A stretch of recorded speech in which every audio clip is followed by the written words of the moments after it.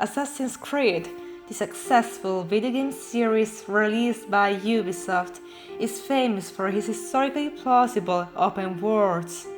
Assassin's Creed 2 and Assassin's Creed Brotherhood are set in the Italian Renaissance.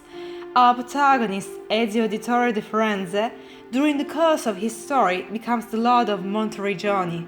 In the real world, Monteriggioni is a medieval walled town in the nearby of Siena. It was built by Guelfo da Porcari between 1213 and 1219. Yes, this is not a joke. The word Porcari reminds the word pork. As a matter of fact, in Italian, Porcari means swineherd. Strange name, I know. In Assassin's Creed Brotherhood, January the 1st is the day when Cesare Borgia leads the Papal army against Monteriggioni. Do you remember when you had to fight with the cannons on the walls of the town in the video game? Yes, that part is epic, and from an historical point of view, is even real. However, it happened 26 years later, in 1526. The Papal army and the Florentine army besieged the walls of Monteriggioni, but people refused the attack. It is in 1554 that someone betrayed Monteriggioni, just like in Assassin's Creed Brotherhood. Captain Giovanni Zeti, an ex-Florentine, in order to enter in the graces of Cosimo I de' Medici, opened a breach in the defensive system and betrayed his own army. The fortress was forced to surrender. The inhabitants were enslaved and brought to Florence. On the contrary, in the video game, the inhabitants escaped through the secret passage in Villa Auditore. Dealing with the secret passage, according to the local rumor, there is an underground gallery that, starting from the well in the main square of Monteriggioni, arrives directly to Siena. The legend says that this long passage, the captain's spirit, worn out by this unforgettable betrayal, seeks for a peace that he will never find, as an eternal prisoner of remorse. Even some inhabitants say that on the nights on the full moon, there is a trotting of horses and laments of possession. Moving on, Monteriggioni's walls are very famous.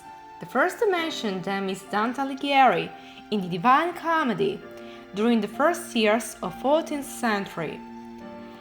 For us, in its front wall, Monteriggioni is crowned with towers, so they towered here, above the bank that runs around the pit, with half their bulk, the terrifying giants whom Jove still menaces from heaven when he sends his bolts of thunder down upon them.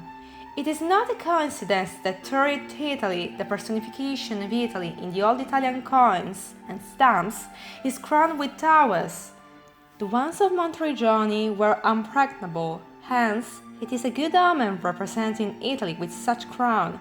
Another little curiosity, the bell tower of the Church of Santa Maria dell'Assunta in the real Monteriggioni is not on the main facade, but on the back of the building. What about the Great Villa Auditore? You will not find it in Monteriggioni. Don't worry, it is real, but it's just outside Florence, and it is called Villa di Maiano.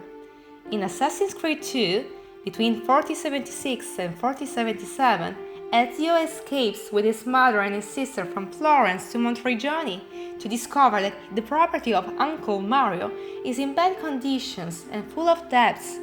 In the course of the video game, one of the gamer's missions is repairing Monteriggioni. Actually, this is another real fact of 1477. A hurricane devastated the palace of Maiano. However, some historians believe that was the hurricane of August 24, 1481, to ruin the villa, not the one of August 1477. It is the Italian historian Guido the one who supports this version. In his book of 1909, I dintorni di Firenze. The owner of the palace at the time, Bartolomeo degli Alessandri, sold his property to his brother-in-law, Guido Sforza. This man shares the same family name of Caterina Sforza, Ezio's lover.